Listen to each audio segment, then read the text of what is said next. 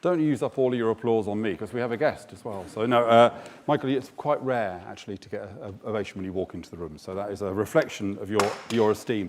Good evening, everyone. I'm Matthew Taylor. I'm Chief Executive of the RSA. I'm delighted to welcome you here this evening for this very special event. Can you turn your mobile phone to silent, but you don't need to turn it off, because you can join in the conversation that we're having. We're filming today's event. We're live streaming, as always. So a big welcome to those of you joining us online. The hashtag for anyone who wants to be part of that conversation is RSA Politics.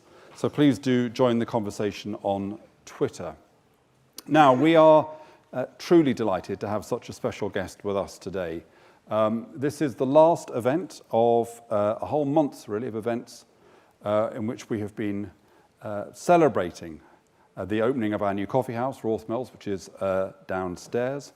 For those of you who don't know the RSA, it has a rich history of ideas and action. It was founded in 1754 in a coffee house, Rothmel's, near Covent Garden. Its founding ambition was the creation of a principled and prosperous society. And this great room auditorium, where we are here today, has been the setting for many of the great social, political, and cultural debates of the day since then.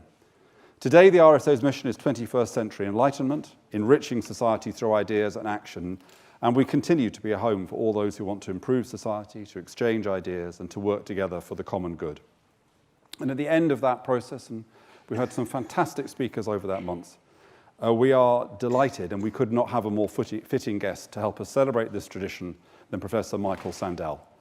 Professor Sandel teaches political philosophy at Harvard University. He is one of the most celebrated and in-demand public intellectuals in the world. His writings on justice, ethics, democracy, and markets have been translated into 27 languages, and his legendary course, Justice, was the first Harvard course to be made freely available online and on television.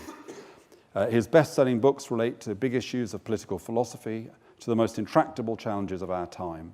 And he joins us today to give his perspective on how to revive our jaded political discourse. What can we do to create a politics fit for the 21st century? You may have noticed, Michael, things aren't going all that well for us right now. So you've chosen a particularly poignant day to arrive. I'm not sure who the Prime Minister is as I speak, but so how can we have a vibrant politics, a politics that engages people without stooping to xenophobia or populism? So as I say, we are deeply honoured that you've joined us tonight. So please join me in welcoming Professor Michael Sandel.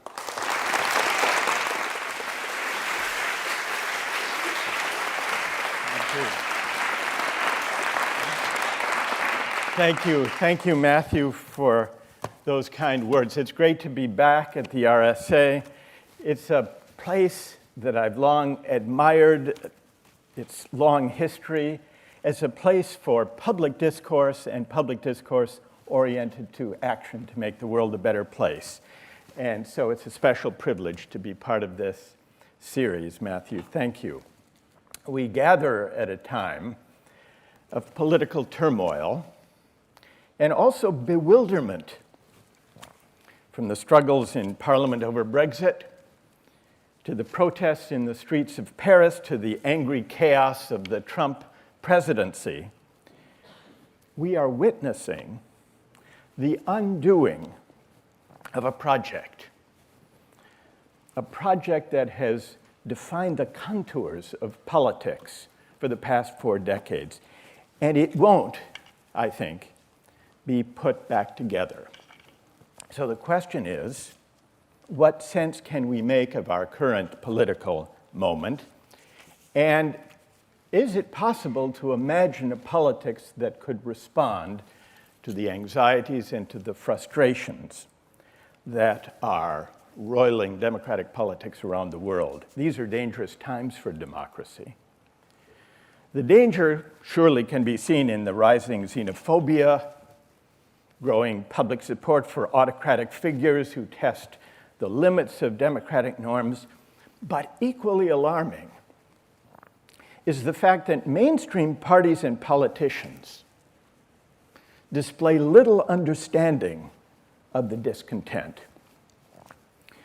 Some denounce the upsurge of populism as little more than a racist, xenophobic reaction against immigrants and multiculturalism. Others see it mainly in economic terms as a protest against job losses brought about by global trade and new technologies. But it's a mistake to see only the bigotry in populist protest or to view it only as an economic complaint. The hard reality is that Donald Trump and other figures like him have succeeded by tapping a wellspring of anxieties, frustrations, and legitimate grievances to which the mainstream parties have no compelling answer. Before they can hope to win back public support, these parties must rethink their mission and purpose. And to do so, they need to learn from the populist protest that has displaced them, not by replicating its xenophobia and strident nationalism, but by taking seriously the legitimate grievances with which these ugly sentiments are entangled. Such thinking should begin with the recognition that these grievances are not only economic, but also moral and cultural. They're not only about wages and jobs, but also about social esteem. Now, the mainstream parties and governing elites who find themselves the target of populist protest struggle to make sense of it. And one of the reasons they struggle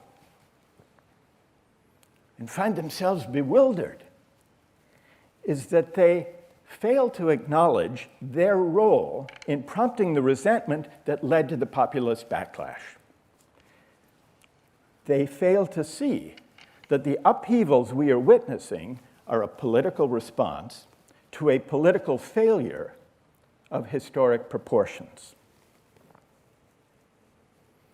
At the heart of this failure is the way mainstream parties have conceived and carried out the project of globalization over the past 4 decades. 2 aspects of this project gave rise to the grievances that fuel populist protest. One is the neoliberal technocratic turn of contemporary politics. By neoliberal turn, I mean the embrace of a market-driven version of globalization and the faith that market mechanisms are the primary instruments for achieving the public good. The technocratic turn is closely connected. It refers to the tendency of governing elites to drain public discourse of substantive moral argument, to treat ideologically contestable questions as if they were matters of economic efficiency, the province of experts. It's not difficult to see how the neoliberal technocratic turn set the stage for populist discontent. The market-driven version of globalization brought growing inequality. It also devalued national identities and allegiances. As goods and capital and people flowed freely across national borders, those who stood astride the global economy valorized cosmopolitan identities as a progressive, enlightened alternative to the narrow parochial ways of protectionism and tribalism. The real political divide, they argued, was no longer left versus right, but open versus closed. This implied that critics of outsourcing and free trade agreements and unrestricted capital flows were closed-minded rather than open-minded, tribal rather than global. Meanwhile, the technocratic turn treated many public questions as matters of technical expertise beyond the reach of ordinary citizens. This mode of governance narrowed the scope of democratic argument, hollowed out the terms of public discourse, and produced a growing sense of disempowerment.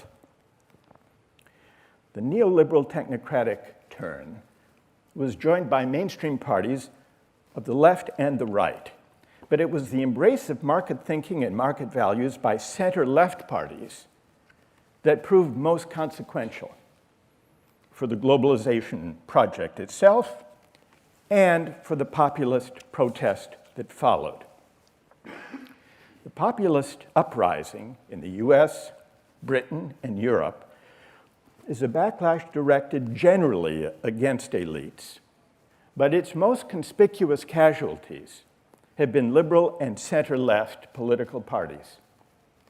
The Democratic Party in the US, the Labour Party in Britain, the Social Democratic Party in Germany, whose share of the vote reached a historic low in the last federal election, Italy's Democratic Party, whose vote share dropped to less than 20%, the Socialist Party in France, whose presidential nominee won only 6% of the vote in the first round of the last election.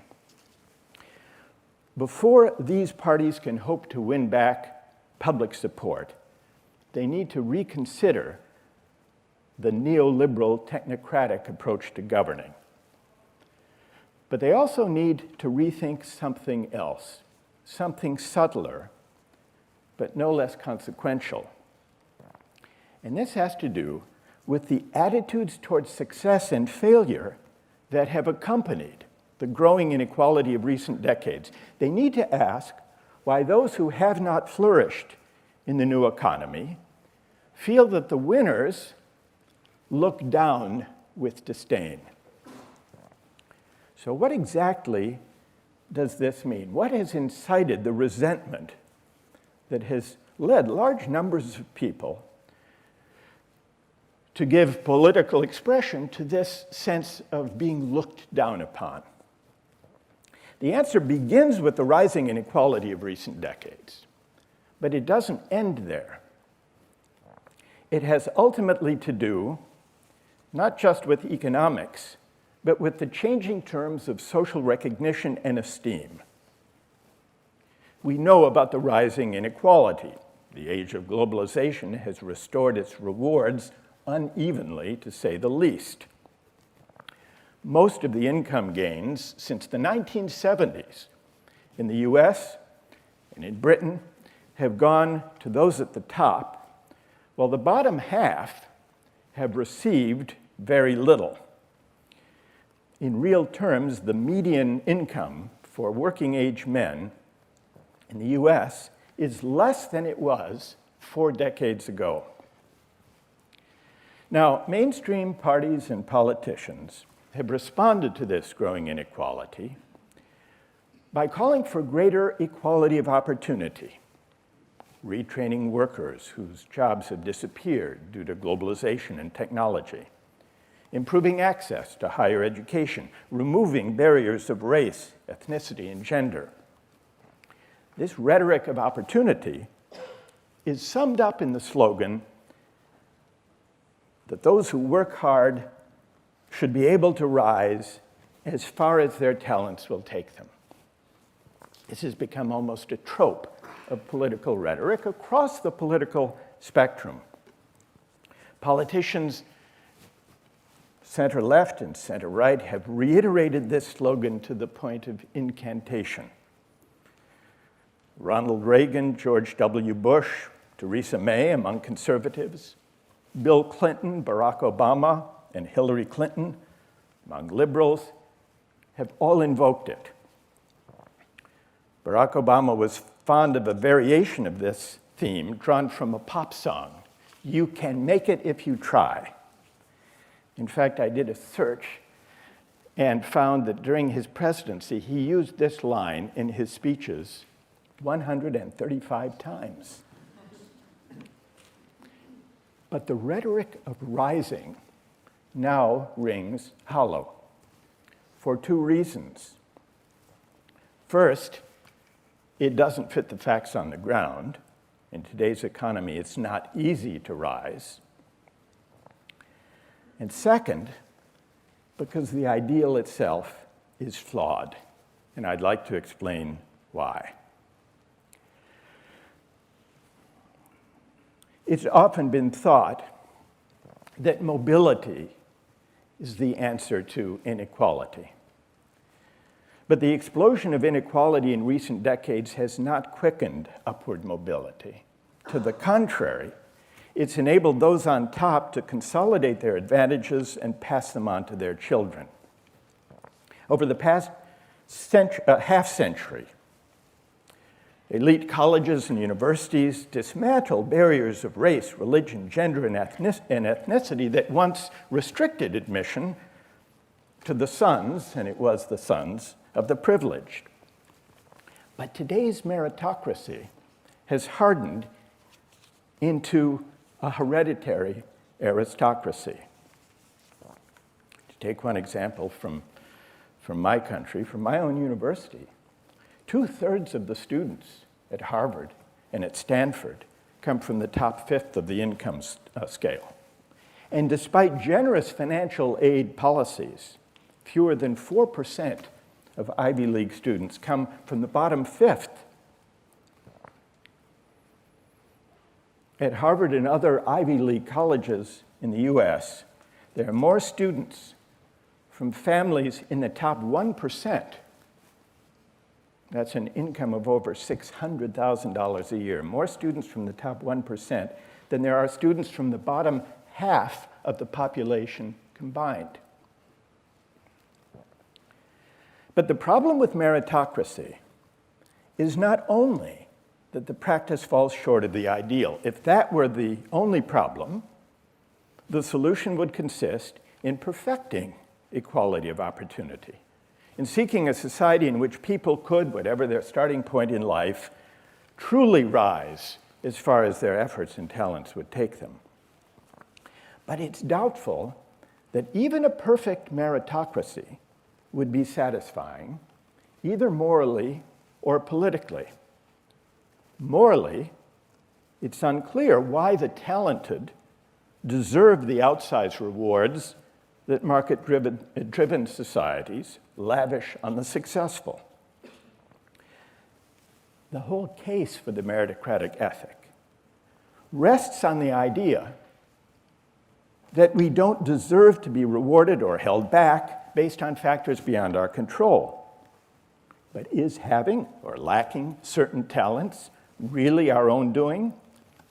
And if not, it's hard to see why those who rise thanks to their talents deserve greater rewards than those who may be equally hardworking but less endowed with the gifts a market society happens to prize. Those who celebrate the meritocratic ideal and put it at the center of their political project overlook this moral question. They also ignore the morally unattractive attitudes that the meritocratic ethic generates among the winners and also among the losers. Among the winners, it generates hubris. Among the losers, humiliation and resentment. These moral sentiments are at the heart of the populist uprising against elites that we are witnessing today. More than a protest against immigrants and outsourcing and stagnant wages, the populist complaint is about the tyranny of merit. And the complaint is justified. The relentless emphasis on creating a fair meritocracy in which income and wealth and social esteem reflect effort and talent, this relentless emphasis has a corrosive effect on the way we interpret our success, or the lack of it. The notion that the system rewards talent and hard work encourages the winners to consider their success their own doing, a measure of their virtue, and to look down upon those less fortunate than themselves. Meritocratic hubris.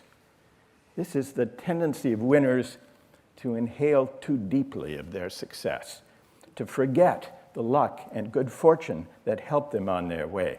It's the smug conviction of those who land on top that they deserve their fate, and, by implication, that those on the bottom deserve theirs too. A lively sense of the contingency of our lot conduces to a certain humility. The idea that there, but for the grace of God or the accident of fortune, go I. But a perfect meritocracy, even a perfect meritocracy, especially a perfect meritocracy, banishes all sense of gift or grace or luck. It diminishes our capacity to see ourselves as sharing a common fate. And so it leaves little room for the solidarity that can arise when we reflect on the contingency of our talents and fortunes. This is what makes merit a kind of tyranny or unjust rule. Now, seen from below, the hubris of elites is galling. No one likes to be looked down upon. But the meritocratic faith adds insult to injury. The notion that your fate is in your hands, that you can make it if you try, is a double-edged sword, inspiring in one way, but invidious in another. It congratulates the winners, but denigrates the losers, even in their own eyes. For those who can't find work or make ends meet, it's hard to escape the demoralizing thought that their failure is their own doing, that they simply lack the talent and drive to succeed. Now, this gives rise to a politics of humiliation. The politics of humiliation differs from a politics of injustice. Protest against injustice looks outward. It complains that the system is rigged, that the winners have cheated or manipulated their way to the top. Protest against humiliation is psychologically more freighted. It combines resentment of the winners with nagging self-doubt. Perhaps the rich are rich because they are more deserving than the poor. Maybe the losers are complicit in their misfortune after all. This is the thought. This feature of the politics of humiliation makes it more combustible than other political sentiments. It's a potent ingredient in the volatile brew of anger and resentment that fuels populist protest. Though himself a billionaire, Donald Trump understands and exploits this resentment. Unlike Barack Obama and Hillary Clinton, who spoke constantly of opportunity, Trump scarcely mentions the word. Instead, he offers blunt talk of winners and losers. It's interesting, in the American context, that Bernie Sanders, who was challenging the mainstream from the left, he too rarely spoke of opportunity and mobility, focusing instead on inequalities of power and wealth. Elites have so valorized a college degree, both as an avenue for advancement and as a basis for social esteem, that they have difficulty understanding the hubris a meritocracy can generate and the harsh judgment it imposes on those who have not gone to college. And these attitudes, I think, are at the heart of the populist backlash. It's unsurprising that one of the deepest divides in politics today is between those with and those without a college degree. Electoral studies of the 2016 American election found that education, not income, best predicted support for Trump. Among those with similar incomes, those with more education voted for Hillary Clinton, those with less voted for Trump. And so it's no wonder that Trump proclaimed, celebrating one of his early primary victories, quote, "I love the poorly educated." A similar divide appeared in Britain's Brexit referendum. Low-income voters were more likely than high-income voters to favor leaving the EU. But educational differences were more pronounced. Over 70% of voters with no college education voted for Brexit, while over 70% of those with a postgraduate degree voted to remain. And so the politics of humiliation, Donald Trump is keenly alive to it. notwithstanding his penchant for prevarication, he comes by his sense of humiliation honestly, so to speak. It is the one authentic thing about him. In fact, you can see this in his frequent protestations that he is intelligent. In fact, as he assured us, a very stable genius. In these otherwise stray and puzzling remarks, Trump displays and illustrates the insecurity a meritocratic society inflicts, reviling elites while craving their respect. At a campaign-style rally last year, he lashed out against elites, then claimed to be one himself.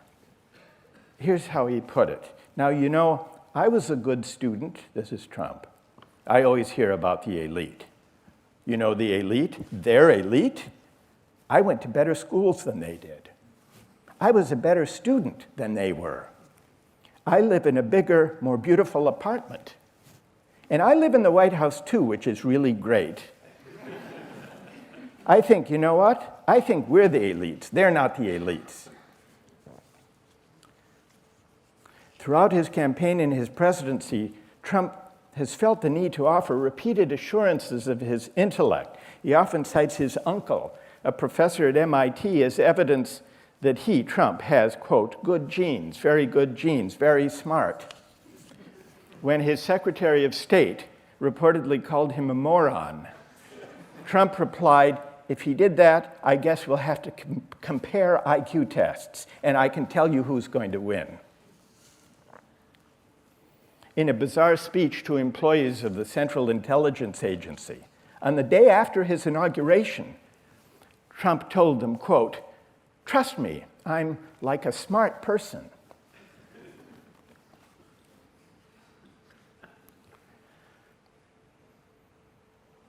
The term meritocracy was coined relatively recently, in 1958. It's not an ancient term as we use it today. It's coined by the British sociologist Michael Young. For him, the term described a dystopia, not an ideal. His book was The Rise of Meritocracy. Some of you may remember it. It was written at a time when the British class system was breaking down, giving way to a system of educational and professional advancement based on merit. And this was a good thing because it enabled gifted children of the working class to develop their talents and to escape a life consigned to manual labor. But Young also glimpsed the dark side of meritocracy. Here's what he wrote. Now that people are classified by ability, he's imagining the realization of the meritocracy some years in the future. Now that people are classified by ability, the gap between the classes has inevitably become wider. Today, the eminent know that success is just reward for their own capacity, for their own efforts, and for their own undeniable achievement. They deserve to belong to a superior class. In fact, some members of the meritocracy have become so impressed with their own importance as to lose sympathy with the people whom they govern. Michael Young, 1958. Young concluded his dystopian scenario by predicting that in 2034, the less educated classes would rise up in a populist revolt against the meritocratic elites. That revolt arrived 18 years ahead of schedule. For those who feel aggrieved by the tyranny of merit, the problem is not only economic disadvantage, but the loss of social esteem. The grievance is not only about unfairness, it is also about humiliation. Mainstream parties and elites miss this dimension of politics. They think the problem with globalization is simply a matter of distributive justice. those who have gained from global trade and new technologies and the financialization of the economy have simply not adequately compensated those who have lost out. But this misunderstands the populist complaint. It also reflects a defect in the neoliberal technocratic approach to governing, conducting our public discourse as if it were possible to outsource moral and political judgment to markets or to experts and technocrats. This approach to public discourse has created an empty, impoverished public discourse, a vacuum of public meaning. Such empty public spaces are invariably filled by narrow, intolerant, authoritarian alternatives, whether in the form of religious fundamentalism or strident nationalism. And this is what we are witnessing today. 3 decades of market-driven globalization have hollowed out democratic public discourse, disempowered ordinary citizens, and prompted a populist backlash that seeks to clothe the naked public square with an intolerant, vengeful nationalism. To reinvigorate democratic politics, we need to find our way to a morally more robust public discourse, one that takes seriously the corrosive effect of meritocratic striving on the social bonds that constitute our common life. Disentangling the intolerant aspects of populist protest from its legitimate grievances is no easy matter, but it is important to try. Understanding these grievances and creating a politics that can respond to them is the most pressing political challenge of our time. Thank you very much. Thank you.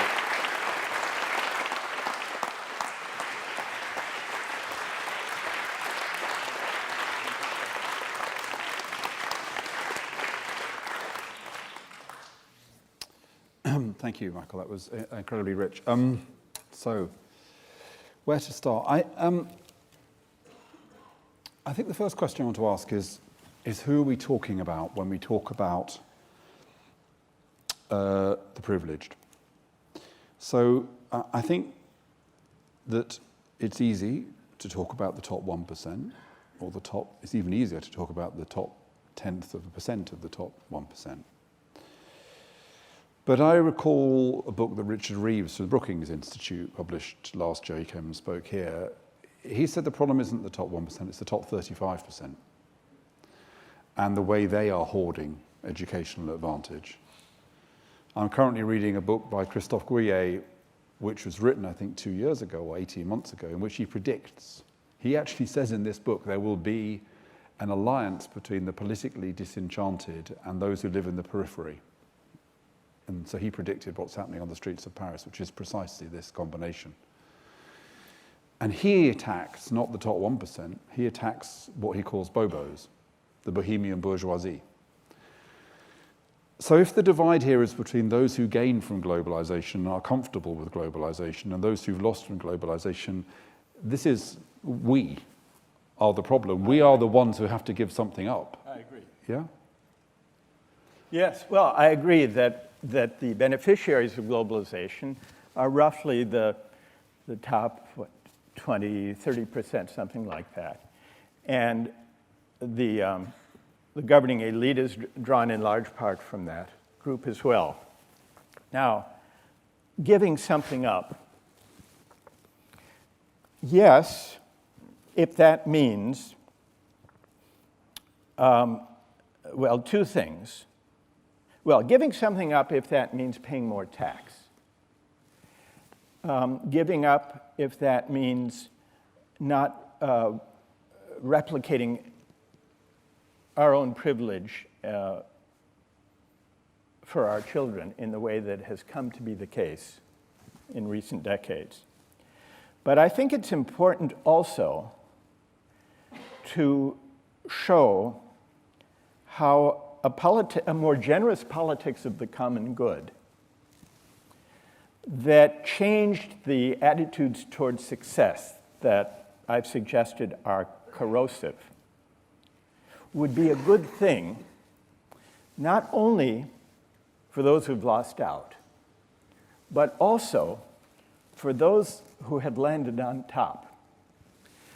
Tyranny, the tyranny of merit, has two faces, I think. The more obvious one is the tyranny that's exerted by the successful on those who've been left behind and excluded economically and culturally. But as the classical philosophers taught us, tyranny also oppresses the tyrant, the winner, the beneficiaries of an unjust arrangement. And I think we can see elements of this if we look at certain aspects of the competitive rat race in which those who succeed in the global economy find themselves entangled and especially inflict on their children. I notice this in the students who make their way to my classes. They are the winners in the sense that they've prevailed in a hyper-competitive race for admission to top colleges and universities. But they bear injuries and scars from the gauntlet, the high-pressurized gauntlet that they've endured as teenagers and high school students, subjected to a kind of intense set of driven pressures to score well on exams, to take innumerable advanced placement courses, to go off and do internships in Nicaragua, to fill in the public service part of the resume. And they emerge injured to the point where it's not so easy to turn off this competitive, pressurized drive, and that obstructs learning and thinking and taking the world in. And so I think if we know that there are also mental health consequences of the generation that's been brought up with this, the hyper-pressurized adolescence that is the way in which, one of the ways in which, the privileged make sure their children prevail in this race for admission to top colleges and universities. So giving up, this goes back to your point, and it's a good point about those on top having to give up something. Yes, in terms of tax, in terms of a kind of self-righteous sense that their success is deserved. But I think building a politics of the common good also depends on showing that this would make for a better kind of life, a less driven life for the children of the privileged, our children. And I think that related to that, the conversation about social mobility, the conversation that liberal politicians are comfortable with is all about how we help people up. Right. In fact, the real challenge for social mobility is people coming down, is the resistance of the middle class to coming down. And the fear of that, and the anxiety about that. So one of the reasons why a fully meritocratic society would be unhappy is that psychologists will tell us that loss aversion is more painful than the acquisition of advantage. So if 50% of us were going up and 50% going down, the 50% going up would be relaxed about it and think they deserved it and reasonably happy. The 50% going down would be very miserable and very angry. So that it leads to the argument that says that the true meritocrats are egalitarians in the sense that a more equal society is not so much one where it's easier to go up, but one where it is more tolerable to go down because the cost of going down is not so catastrophic for you because there is a basic provision, there is a basic decency available to all. There's that, yes. The rungs on the ladder are less far apart, so falling as well as rising, less is at stake in falling and in rising. Less is at stake. In the society we've created and the economy we've created, everything is at stake in staying or seeing to it that one's children stay. It's partly because the rungs on the ladder have pulled further and further apart. So falling from the top fifth to the middle is falling a greater distance than would be the case in a more equal society if the rungs were closer together. But more than that, the social esteem and recognition now is so tied to where one sits that falling is unthinkable, because it doesn't only represent a loss in purchasing power, it represents a loss of identity and social recognition. And that's the other part of it that we need to rethink. So does this, you have spoken and written brilliantly through a lot of your career about justice and the idea of justice. But do you think that, in a sense, one of the things that comes out of your argument is that we should be focusing possibly less on justice and more on well-being? That, in a sense, if the question we asked ourselves was not so much how do we have a society that is just, but how do we have a society that maximizes well-being, which, by the way, would be just, but the justice is a means to the end, and the end is greater well-being. Is that an implication of your argument? With one qualification, that if by justice we mean distributive justice, narrowly conceived, as how we allocate income and wealth as instruments of consumption, then yes, we should focus less on that. If we talk about reorganizing the terms on which we accord social recognition and esteem to people who make various contributions to social and economic life, that, I think, we might describe that as being a way toward well-being, a way toward a society more oriented to a common good. But I also think that society where social recognition were more tied to genuine contributions to the common good, not just to GDP, would also be a more just society. So one more question for me before I open up, because I'm sure there are many questions in the room. We were chatting at the end of last week, because so many of the things in your lecture chime with some thinking I've been doing. So one of the ways in which I characterize this moment, which absolutely aligns with your argument, is that we are suffering from a kind of generalized solidarity deficit. That neoliberalism, technocratic neoliberalism, as you put it, is in a sense a kind of deal. And it's a deal between the state and the market. It's a deal between the hierarchy and some notion of kind of individualism. And we're used to an electoral politics. I've grown up with an electoral politics that was about either efficiency or self-interest. So who will run the country better, the efficiency argument, and who will put most money in your pocketbook, the individualistic argument. And that politics, as you eloquently described, has led to this solidarity deficit. And so what we have, in a sense, is we have a kind of left account of that deficit, which is to do with inequality and the injuries to the disadvantaged. And then we have a right account, or a populist account, which is the insult that a deficit which is around nationhood and belonging and cohesion and tradition and also the vivid points you make about a kind of the damage meritocracy has done. Now, we agree about this, but my worry is that politics of solidarity, the politics that emerges from that solidarity deficit, is one which is very intractable.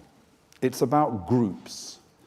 And, I've spoken to other people about this recently, Francis Fukuyama, Jonathan Haidt, various people, and there's a sense, well, the group has got to be the nation. We've got to have an inclusive idea of group rather than this identity versus that identity, but that's hard. It's also politics about morality. And it's not just politics that says, in a way, that politics of efficiency was easier. We had an argument about who could run things better. That wasn't a kind of insulting argument. But when a politics of morality says, you're bad and I'm good, and that's a bad starting place for any kind of conversation. And finally, it's a visceral politics. It's a politics of emotion as much as it is of reason, more than possibly of reason. How do we step out of this space that we've got into?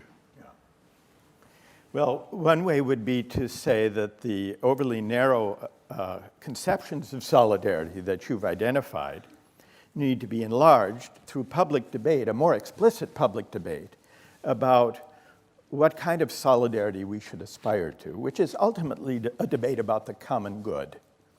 And national identity and patriotism, I think, should not be the sole province of the right.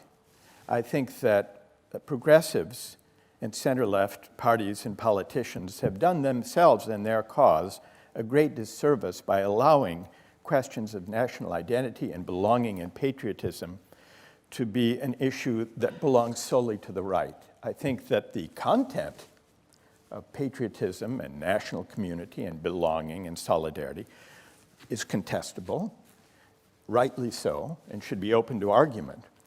But what do we owe one another as citizens engaged in a common project? These are questions that progressives as well as conservatives should address and should debate where there are disagreements. I also think that the sources of solidarity and belonging and membership and identity should not be understood only in relation to the nation state. It's one important basis of community, but it's not the only one. Smaller forms of community and identity, the associational life of civil society, traditionally has cultivated notions of civic identity and participation and the ability to share in self-government that in many ways I think we are losing. So I think a broader debate about solidarity or the common good, if that seems more expansive and debatable, should include, for the left as well as for the right, a conception of community, of belonging, of what we owe one another as citizens, and should allow for the possibility that we inhabit a multiplicity of communities and a pluralist society cultivates and nurtures forms of identity and belonging in the small as well as in the smaller as well as in the more expansive ways that we live and enact a common life together. And would you like to see the kind of deliberative processes, the kind of bringing people together, debates? Do you think that we ought to be bringing that more into our democracy as well? This is a particular RSA obsession right now, that we should be using those deliberative methods, not just in the kind of academy or in civil society, but we should be using those to help us resolve our policy issues, and politicians should be more willing to ask the public to advise them, as it were. Yes, so I'm all for the initiative, the deliberative initiative that you've undertaken. Great, thank you very much. Yeah. Okay, so let's take some, there's a hand there. Thank you. Could you tell us who you are? That would be great. My name is Sarah Gordon. I'm American, but I've lived here 30 years.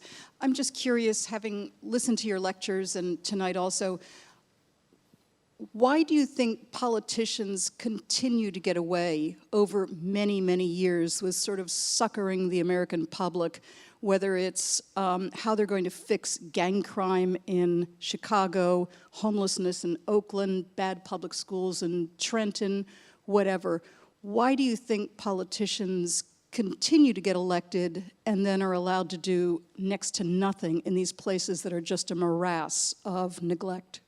And to link to that, I know why the rich and successful like the myth of meritocracy, but poor people like the idea that the president, you can become anyone can become president of the United States. So it's a powerful myth, not just for well-off people, but for the poor as well. Yes, and the idea that anyone can rise.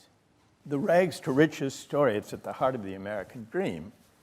And it's inspiring, but it also has a dark side, especially against the background of the inequality that we've experienced. As for politicians getting away with the failure to address real and persisting problems, especially in cities, they get reelected even when they fail. I think it's partly due, and this varies country to country, it's partly to do with electoral systems that don't enforce accountability. And I think it also has to do, and this is a special besetting ailment of the American political system, to do with the outsized role of money in politics, which obstruct accountability to ordinary citizens and voters.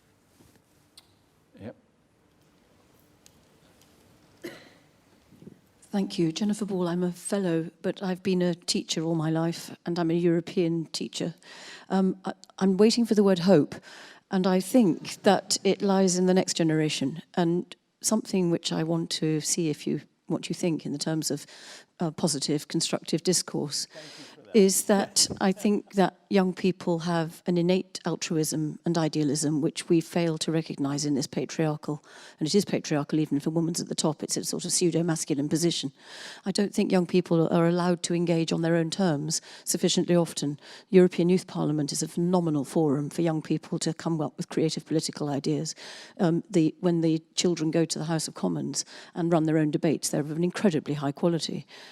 What do you think about engaging young people as a constructive, deliberative, advisory process?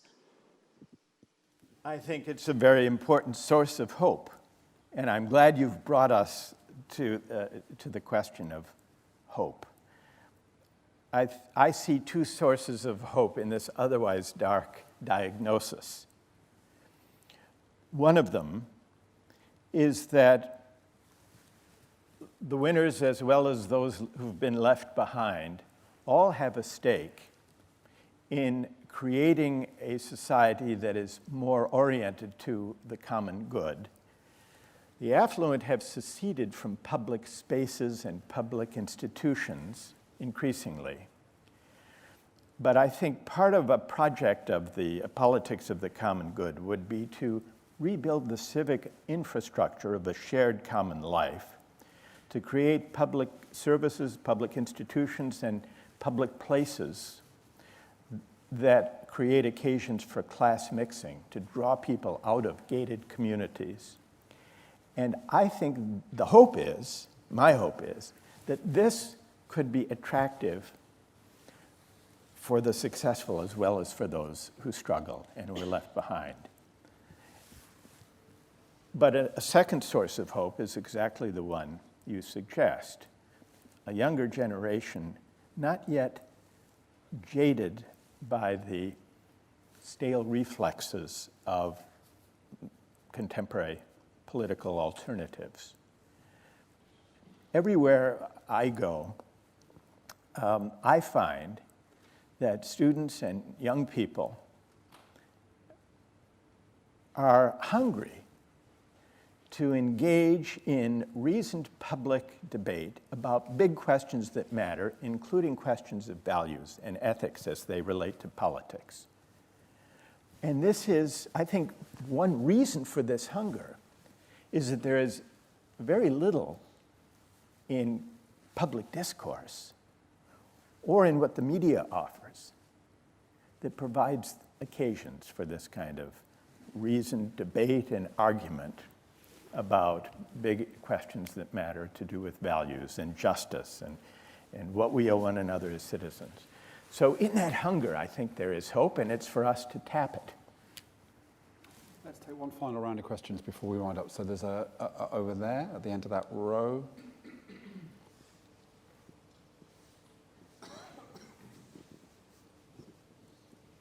And then at the back over there. Michael, thank you so much for outlining the disparities in our society and in our politics so clearly. But I wonder whether you can point to recent events in history where such divisions have come to the fore and how they were resolved. I was thinking of one in particular I was reading about recently concerning the period in the Senate before the Civil War when politicians actually attacked each other quite violently in order to make clear that their divisions were real and meaningful. Right. Is there any options? I talked to, thank you for that. When I talked to Jonathan Haidt the other day, I asked him about this because I've been watching the Ken Burns documentary about Vietnam.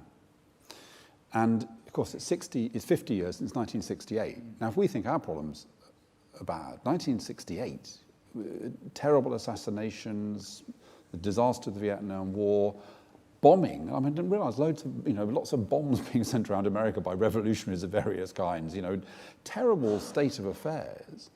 Jonathan Haidt's argument was, he said, yes, the centrifugal forces in 68 were very strong, but we still then had the centripetal, we had the things that held us together. The difference now is the forces driving us apart might be not so strong, but the forces holding us together have become much weaker. So I'm interested relating to that question. Well, let me address both periods. The period leading up to the Civil War, it is true, there was intense, pitched conflict over partisanship and ideology, in the American case, over slavery and the fate of slavery. And there was a guy was beaten nearly to death in the Senate by a guy who had come over from the House of Representatives with a cane. So it was pretty vicious. I wouldn't identify that period, though Lincoln, it produced Lincoln. I wouldn't identify that period and the resolution of that conflict as a solution for ours, because ultimately what resolved the question of slavery was a civil war. So I prefer I would say the late 50s and 60s, up through the mid-60s, as an illustrative example of a time when there were deep divisions and disagreements and great ferment in politics. Matthew, you mentioned the assassinations of 1968, and the key figures who were assassinated that year were Martin Luther King and Robert F. Kennedy. And what they represented was a kind of hope that flowed from social movements, one, the civil rights movement in the 50s through the 60s, and then later merging with the protest against the Vietnam War. And what these two movements had in common, apart from unleashing tremendous civic activism and debate, is that they both made explicit appeal to moral argument.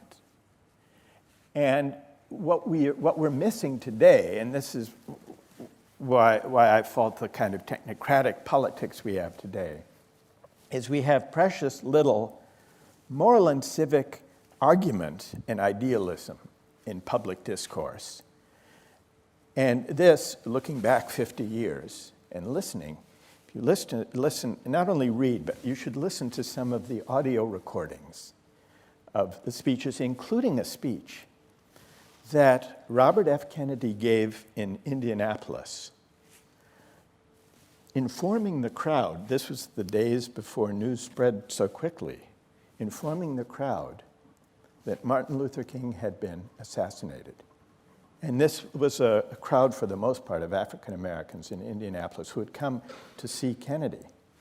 And he gave, and you can listen to it online, the audio, a very short but magnificent appeal to the country to recede from the violence. And he spoke about his own experience with his brother having been killed, and he ended by quoting Aeschylus in tragedy. It's worth listening to.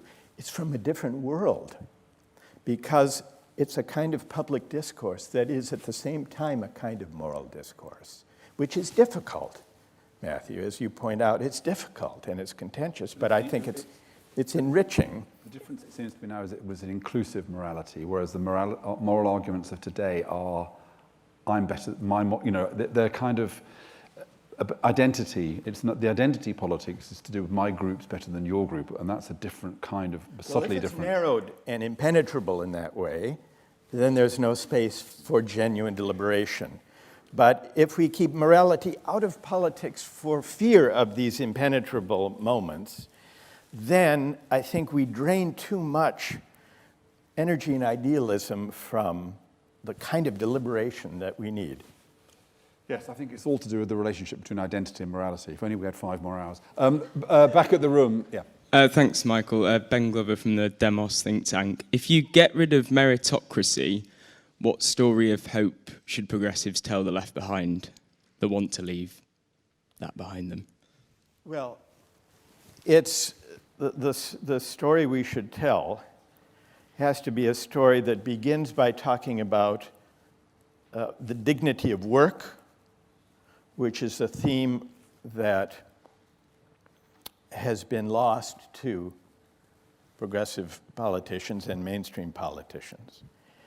And we need to begin to tell stories and frame a politics around appreciation, genuine appreciation, and social recognition for contributions to the common life and to collective well-being that go beyond what the market, how the market rewards you and how the market defines the value of your contribution. So while opportunity should be open to everyone, I'm not against that. I'm against making equality of opportunity the primary substance of collective aspiration and the way of defining who's contributed what and how people's work is valued, especially against the background of a market society that gives a very sharp, clear answer to those questions. So I've not given a fully adequate answer to your question, but I would begin by trying to have a public debate that redefines what counts as contributing to the common good, that isn't wholly the captive of the market. So one comforting point, Michael, for us sitting up here in our advanced years, which is we talked about young people. I think also older people. As you get older, you start to be less obsessed by status and by money and by those kinds of ambition. You start to care more about friends and about family and about whether or not you've done the right thing in your life. So maybe an aging society also brings certain wisdom to this, as well as the young people as well. Another source of hope. The aging of society. Who would have thought it was a source of hope? So I'm so sorry we haven't been able to take more questions. I'd like to have carried on talking for hours and hours and hours. Michael is very kindly available to sign books outside. Don't keep him too long, because he's then, which is really kind of him, going to do a little interview with me for the RSA podcast series Polarized, where we spoke to Jonathan Haidt and I spoke to Francis Fukuyama the other day. So do subscribe to Polarized on your iPod channel. We're talking about all these kinds of issues. Do go and see Rothmel's downstairs. This is the end of the celebration of our new space, if you haven't been to our space on -1 and -2. It is designed for the kinds of discourse that Michael has been talking about. And every time I go down there, I hear the most fantastic conversations going on. And if you're not a fellow of the RSA, then what are you doing? Join the fellowship of the RSA and be part of making the world a better place and having these kinds of conversations. It just remains for me to ask you to join me in thanking Michael Sandel.